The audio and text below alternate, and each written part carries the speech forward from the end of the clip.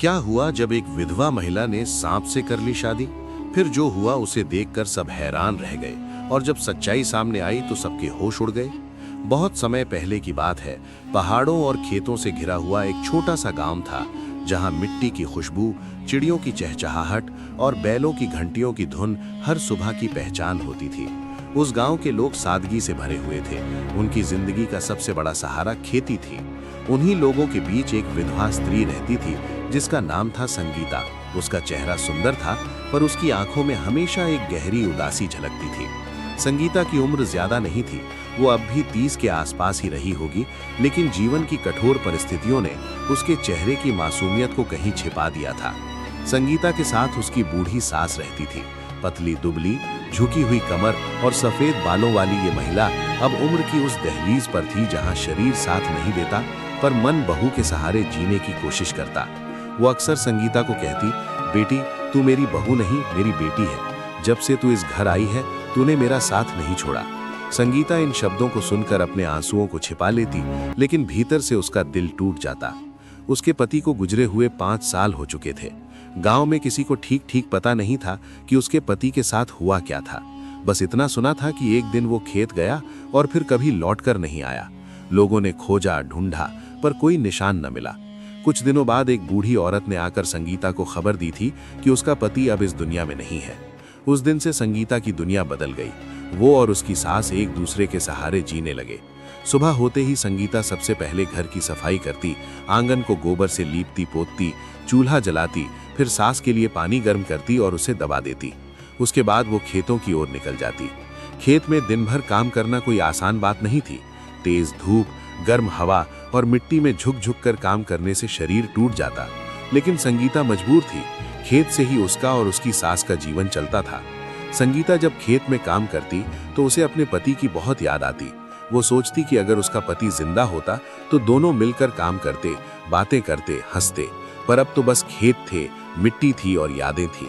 हर बार जब वो थक कर बैठती तो खेत के किनारे खड़े उस विशाल बरगद के पेड़ के नीचे आकर सुस्ताती। वो पेड़ गांव के लिए जैसे एक प्रहरी था। उसकी जड़ें जमीन में गहरी थीं और शाखाएं चारों दिशाओं में फैली हुई थी। उसकी छांव इतनी घनी थी कि तेज धूप में भी वहां ठंडक महसूस होती। संगीता अक्सर वहां बैठकर अपने पति को याद करती। बरगद के पत्तों से छनकर आती धूप जब उसके चेहरे पर पड़ती तो उसे लगता मानो उसका पति मुस्कुराकर उसे देख रहा हो। हवा जब पेड़ की डालियों से टकराती तो उसकी आवाज संगीता को उसके पति की पुकार जैसी लगती। वो पेड़ उसके लिए जैसे अपने पति की यादों का मंदिर बन गया था। लेकिन उस बरगद के पेड़ के भीतर एक रहस्य भी छिपा था। उसकी ऊंची शाखाओं पर एक विशाल सांप रहता था। उसका शरीर लंबा और मोटा था। चमकती हुई चमड़ी धूप में हरे और सुनहरे रंग की लगती। उसकी आंखें बड़ी और गहरी थीं, जिनमें एक अजीब सी करुणा झलकती थी। लेकिन संगीता को ये बात पता नहीं थी। जब भी संगीता पेड़ के नीचे बैठती, वो सांप ऊपर से उसे देखता। उसके चेहरे की उदासी देखकर उसकी आत्मा तड़प उठती। वो उसके दुख को महसूस करता, उसकी आंखों से बहते आंसुओं को देखता, पर वो चुपचाप शाखाओं पर लिपटा रहता। वो जानता था कि अगर वो उसके सामने आया तो संगीता डर कर भाग जाएगी। दिन इसी तरह बीतते गए। संगीता की दिनचर्या वही रही। सुबह घर का काम, दिन भर खेतों में मेहनत और शाम को सास की सेवा। रात को जब वो लेटती तो अपने पति की याद में आंसू बहाती। उसे लगता जैसे उसका जीवन अधूरा है। एक दिन की बात है, धूप बहुत तेज थी। खेत में काम करते करते संगीता थक गई। उसका मन पहले से ही भारी था। वो बरगद के पेड़ के नीचे आकर बैठ गई। उसके गालों पर आंसुओं की धार बह रही थी। वो धीरे धीरे बुदबुदा रही थी, तुम कहाँ चले गए? क्यों छोड़कर चले गए मुझे? मैंने तो अभी अभी तुम्हारे साथ जीवन शुरू किया था। तुमने क्यों मुझे अकेला छोड़ दिया? सांप उसकी ये व्यथा देख रहा था। उसकी आंखों में भी दर्द उतर आया। वो अब और चुप ना रह सका। धीरे धीरे वो अपनी जगह से उतरा और संगीता के सामने आकर बैठ गया। संगीता ने जैसे ही सांप को देखा, उसका चेहरा सफेद पड़ गया। उसका दिल तेजी से धड़कने लगा। डर के मारे वो चिल्ला भी ना पाई। वो तुरंत उठी और घर की ओर भागी। सांप वहीं स्थिर रह गया। उसकी आंखों में अजीब सी पीड़ा थी। घर पहुंचकर संगीता कांपते हुए सास के पास बैठ गई और बोली, माँ, आज बरगद के नीचे एक बहुत बड़ा सांप मेरे सामने आ गया। मैं बहुत डर गई। सास ने चिंता से उसकी ओर देखा और कहा, बेटी अब तो खेतों में मत जाना, ये ठीक नहीं है। कहीं वो सांप तुझे नुकसान न पहुंचा दे। संगीता चुप रही, लेकिन मन में सोचती रही, अगर मैं खेत में काम नहीं करूंगी तो घर कैसे चलेगा? माँ और मैं भूखे कैसे रहेंगे? मुझे जाना ही होगा। अगले दिन वो डरते डरते फिर खेत की ओर निकली। जब बरगद के पास पहुंची तो देखा कि वही सांप फिर वहीं था। उसका दिल फिर से जोर जोर से धड़कने लगा, पर इस बार सांप ने कुछ नहीं किया। वो बस स्थिर होकर उसे देखता रहा। धीरे धीरे संगीता का डर कम होने लगा। उसने सोचा शायद ये मुझे कोई नुकसान नहीं पहुंचाएगा। दिन बीतते गए। अब वो रोज खेत में काम करती और काम खत्म होने के बाद बरगद के नीचे बैठ जाती। सांप हर बार उसके सामने दिखाई देता, लेकिन कभी आक्रमण नहीं करता। धीरे धीरे संगीता को उस पर भरोसा होने लगा। एक दिन उसने सोचा, अगर ये सांप मुझे नुकसान पहुंचाना चाहता तो कब का कर चुका होता, पर ये तो बस देखता है, शायद ये कोई देवता हो। उस दिन वो घर से एक कटोरे में दूध लेकर आई और बरगद के नीचे रख दिया। सांप धीरे धीरे आकर वो दूध पीने लगा। संगीता उसे देखती रही। उसके मन में अब डर की जगह करुणा और अपनापन भर गया। उस दिन से ये उसका रोज का नियम बन गया।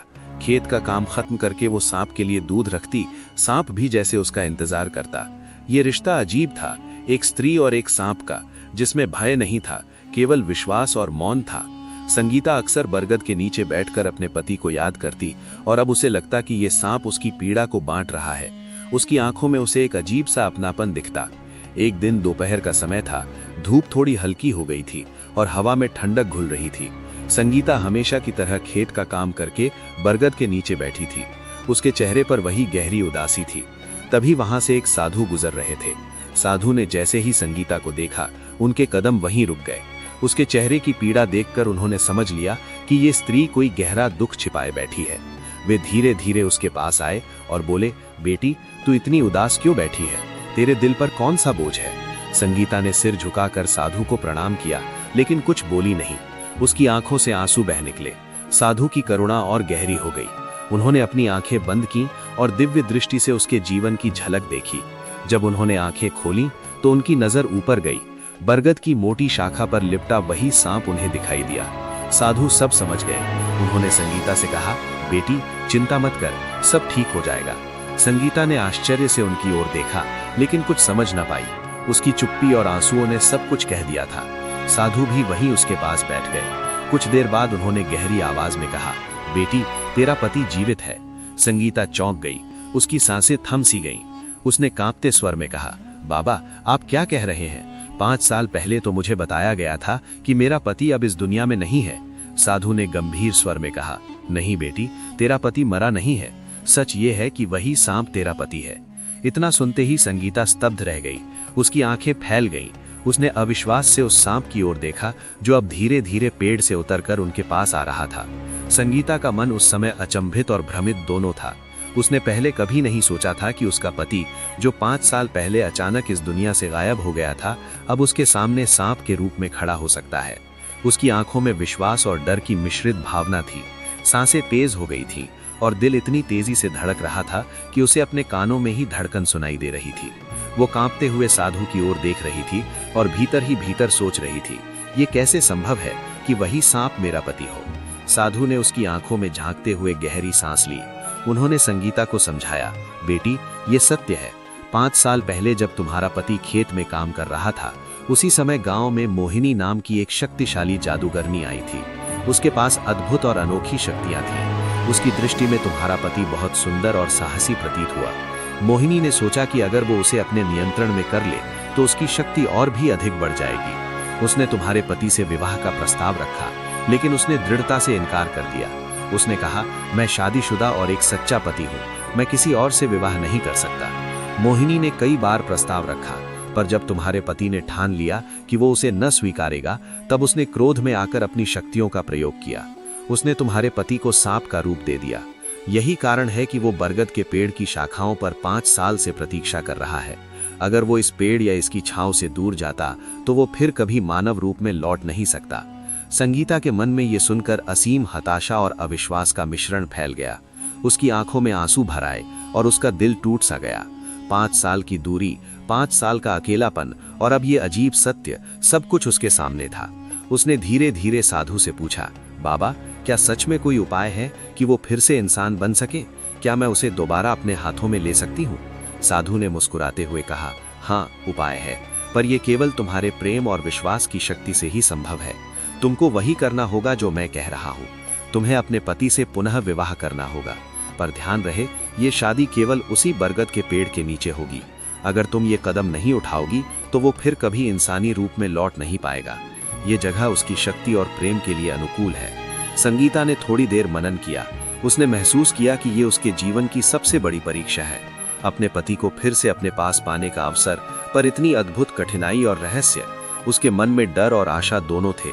उसने दृढ़ता से सिर झुका दिया और कहा, बाबा, मैं तैयार हूँ।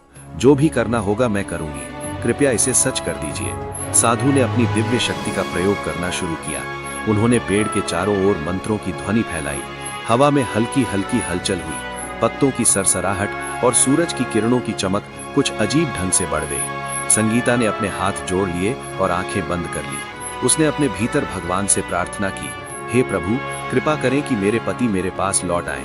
उन्हें सुरक्षित और मानव रूप में पुनः मेरे जीवन में लाएं। सांप अब धीरे धीरे संगीता के पास आया। उसकी आंखों में अब केवल एक संवेदनशीलता झलक रही थी। उसने अपने सिर को धीरे से संगीता की ओर झुका दिया, जैसे कह रहा हो, भरोसा रखो, मैं वहीं हूं। संगीता ने आंसू बहाते हुए सांसें गहरी खींची। उसने महसूस किया कि उसका डर अब विश्वास में बदल रहा है। साधु के मंत्रों की शक्ति से धीरे धीरे प्रकाश उत्पन्न हुआ। वो प्रकाश सांप के चारों ओर चमकने लगा। संगीता के दिल में अनजाना रोमांच और आशा का संचार हुआ। उसने महसूस किया कि अब कुछ अद्भुत होने वाला है। धीरे धीरे सांप का शरीर सिकुड़ने लगा। उसकी चमकदार त्वचा फीकी पड़ने लगी। उसकी लंबाई घटने लगी। उसकी आंखों की करुणा और मानवता में बदल गई। और फिर एक क्षण ऐसा आया जब संगीता के सामने वही व्यक्ति खड़ा था, किशन, उसका पति, अपनी असली मानव रूप में। संगीता ने अपनी आंखें पोंछी और उसके पास खड़ी हो गई। उसने उसे कसकर गले लगाया और कहा, किशन, आखिरकार तुम लौट आए। मैंने तुम्हें हर दिन याद किया। 5 साल, कितनी कठिनाइयां सहनी पड़ी। मैं हर पल तुम्हारे लिए प्रार्थना करती रही। किशन ने भी आंखें नम कर ली। उसने अपनी बाहें संगीता के चारों ओर कसकर बांध ली और कहा, संगीता, मैं भी हर पल तुम्हारे बारे में सोचता रहा। ये 5 साल मेरे लिए भी दोहक और पीड़ा से भरे रहे, पर अब हम फिर साथ हैं। साधु ने मुस्कुराते हुए कहा, देखो, ये प्रेम और विश्वास का चमत्कार है। जब प्रेम सच्चा होता है तो कोई भी बाधा इसे रोक नहीं सकती। अब तुम दोनों सुरक्षित हो। संगीता और किशन ने हाथ जोड़कर साधु का धन्यवाद किया। उनके मन में आभार और प्रसन्नता की भावना थी। बरगद के पेड़ के नीचे अब प्रेम और विश्वास की ऊर्जा व्याप्त थी। संगीता और किशन अब पूरी तरह सुरक्षित थे। घर लौटते समय संगीता की आंखों में खुशी और राहत के आंसू थे।